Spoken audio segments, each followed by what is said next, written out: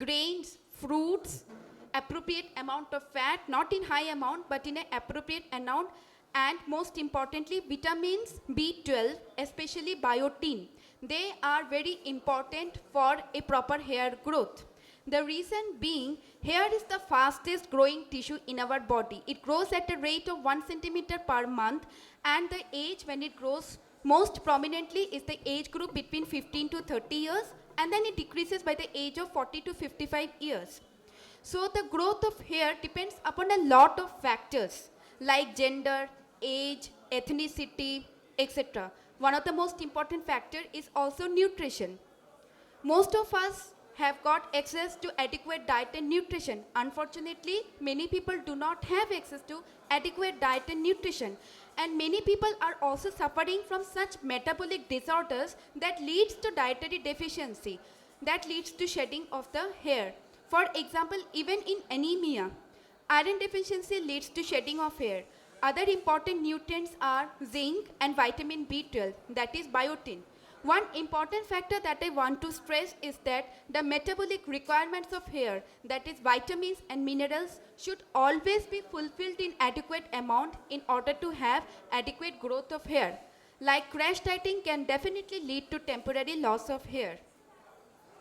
Zinc is a very important factor in preventing hair loss. Science and technology has revolutionized tremendously in the last decade, and so has modern day dermatology. Today, we have got many advanced treatment methods for hair loss. One such instrument is uh, uh, an engineered medical instrument which is known as derma roller, and it has got multiple needles which you can see at the tip of the instrument, and it is used to be rolled over the scalp so that it causes minor abrasion leading to pinpoint bleeding points. Those pinpoint bleeding points are perceived by our body as a damage, as a result of which the platelets are activated, and this activation of platelets leads to huge number of growth factors which helps ultimately in the restoration of hair. Now what does PRP stand for? PRP in medical terms stands for platelet-rich plasma therapy. It is a further modification of the plain microneedling or the plain derma roller therapy. Now what is it used for basically? Platelet-rich plasma is a special liquid component that is being separated from the blood of the patient itself, and either it is injected in the scalp or it is applied on the scalp as a lotion intermittent in between the microneedling therapy.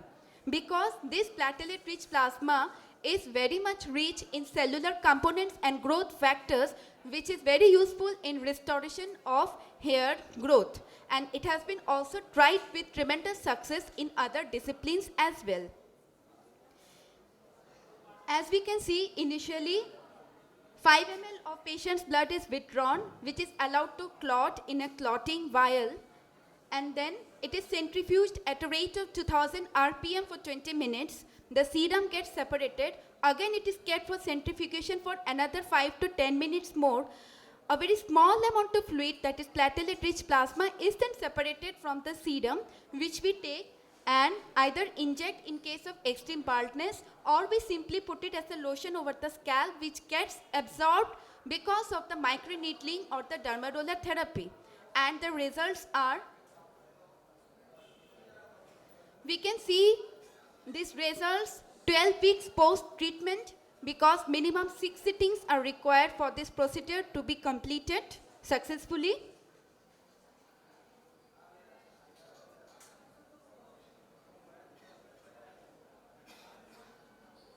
So these were some of the results of plain derma roller therapy as well as the platelet-rich plasma therapy.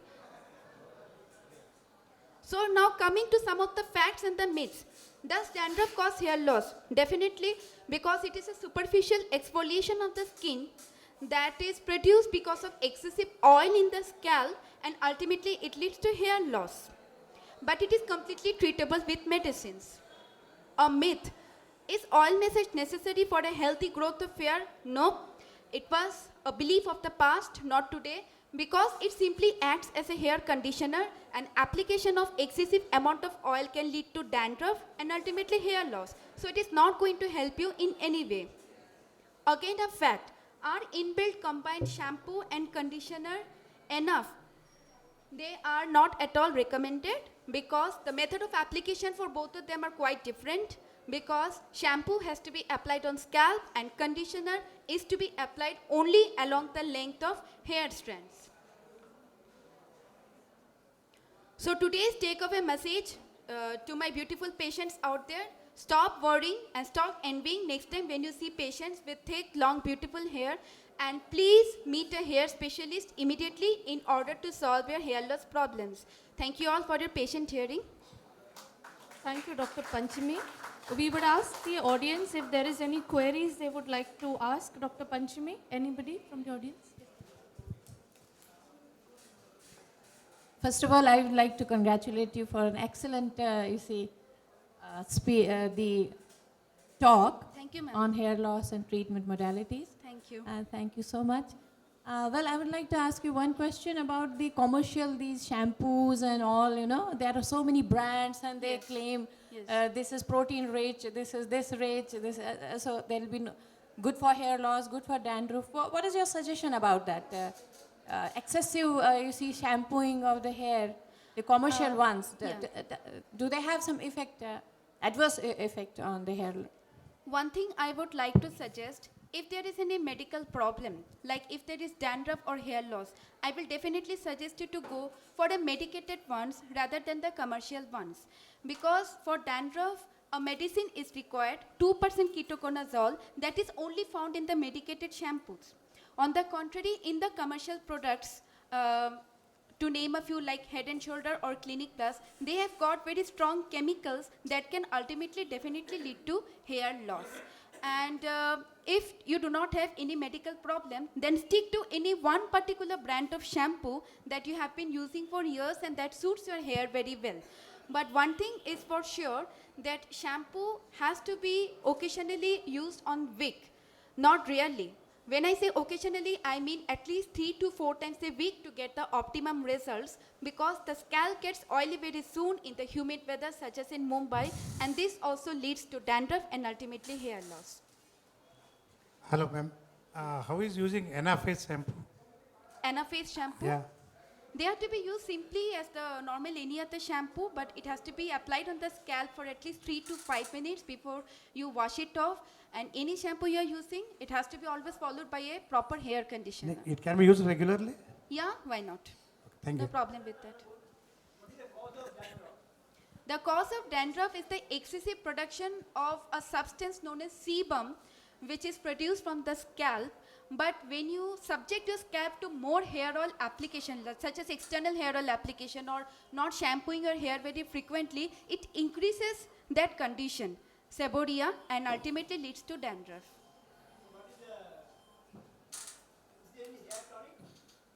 No hair tonic, only shampoos for dandruff. In cases of excessive dandruff, yes, certain medicines are to be applied as lotions.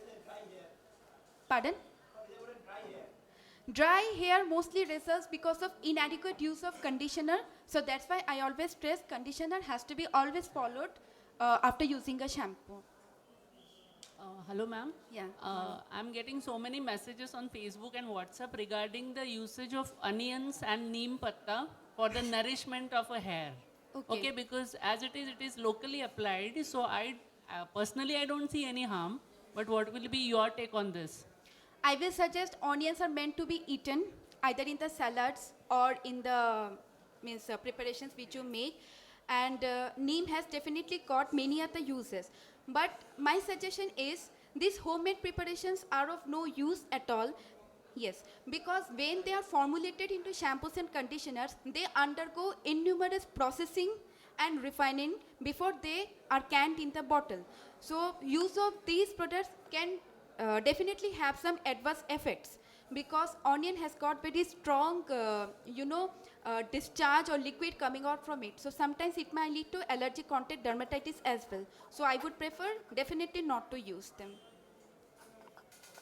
Madam, I just want to know, whatever you apply either to the scalp or skin, what is the observation timing? Whatever you apply to the skin or scalp, how much time it take to work out? I didn't get your question. Madam, you apply anything on the local or scalp or anything, lotions, which nowadays cosmetics has come, or to the scalp also? For treatment of hair loss? Yes. Okay. How much period it, because Yes, you said, that is a very, very good question. With minoxidil in the initial 1 month, there will be an increase of hair loss. The only reason behind that is the hair which are already in the telogen phase or the shedding phase will tend to shed away. From 2nd month onwards, the hair fall will stop, and from 3rd month onwards, there will be a growth of hair. So after usage of 3 to 4 months, there is going to be an improvement of approximately 50 to 60%. Long-term usage is always advised. and daily use also when you are Yes, applying? yes, How yes. much time we have to keep it, whatever you apply? Just keep it overnight. If it is minoxidil, keep it overnight. No need to wash off. You can wash it off next day morning. Thank you. Thank you.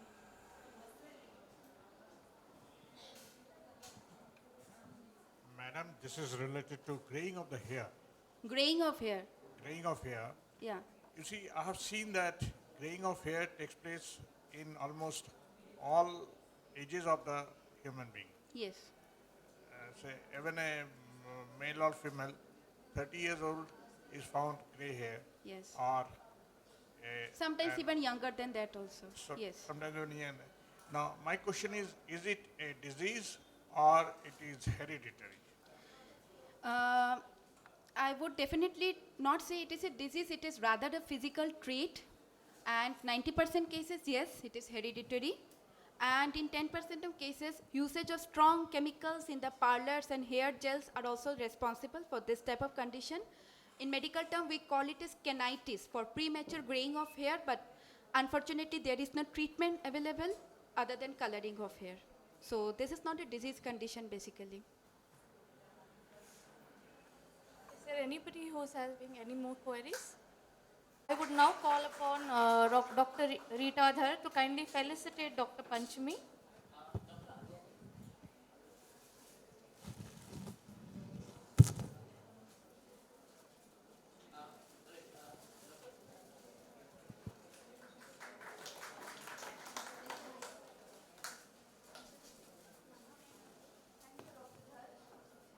Thank you, Dr. Dhar, and thank you, Dr. Panchami, for such an informative session. I would just kindly remind all the audience once again that we are organizing 3 days of free health screening camp. Yesterday was the first day, today is the second, and tomorrow there will be the third day. And you could kindly register your names with Apurva at the reception. And after the sessions today, she will lead you to the health checkup zone where you will be undergoing your blood pressure monitoring, BMR, and RBS. There will be consultations too. For the details, you could kindly look towards my left, or the pamphlets which is handed over to you. You could get the pamphlets at the reception.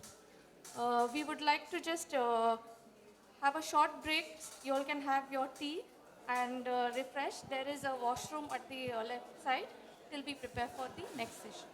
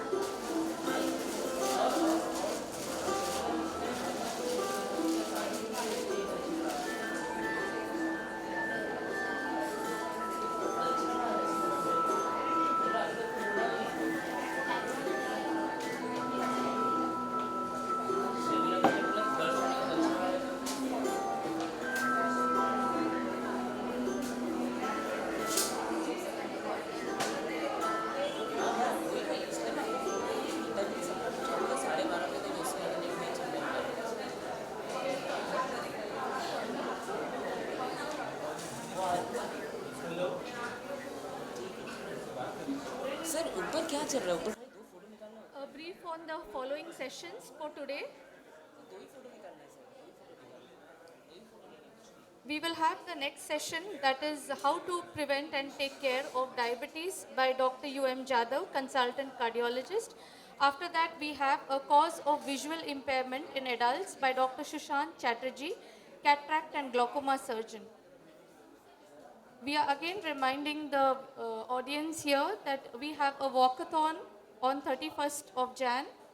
Registrations for the walkathon to be done at the registration counter, and please collect your t-shirts too.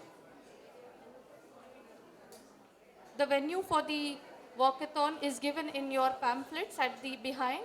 You all are requested to kindly go through it.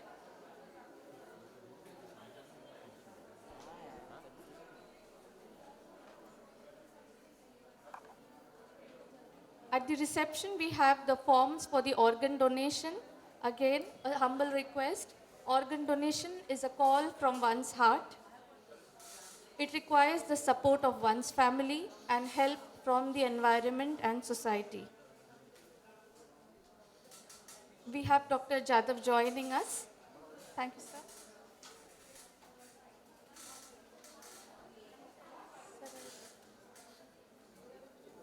He's a consultant and cardiologist and a diabetologist from Bombay Hospital. Sir will be taking over lately. Kindly requesting all the audience to kindly come back to their seats for this informative session. Sir, we welcome you, sir.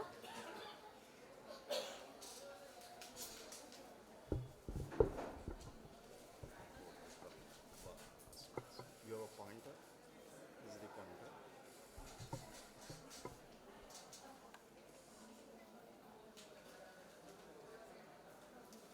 So good morning and thank you for patiently waiting here.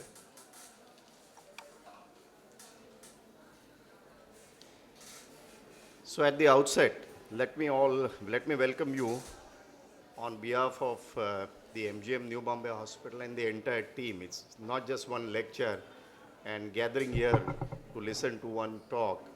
This is a combined effort of so many people who work very hard on it.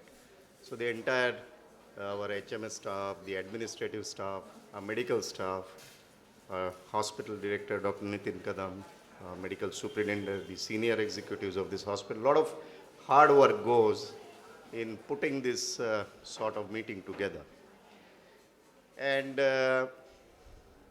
also, I work with the cardiology department. I do look at a lot of diabetic patients, usually in fact. And then when this talk came up, I had a thought as to what topic should be discussed before everyone, our staff as well as our patients or people who want to understand. And I said, what is disturbing us the most at this point of time is diabetes. And I'm sure you were here yesterday for some very good sessions. I was told there was an excellent session on the diet, explanation by Dr. Shaif Ali, Dr. Sharat Sharma talked to you about obesity. And it becomes so important. Let me just quote you one example before going ahead and talking about the lecture. I was reviewing for the American Heart Association article, and I just put it on the net.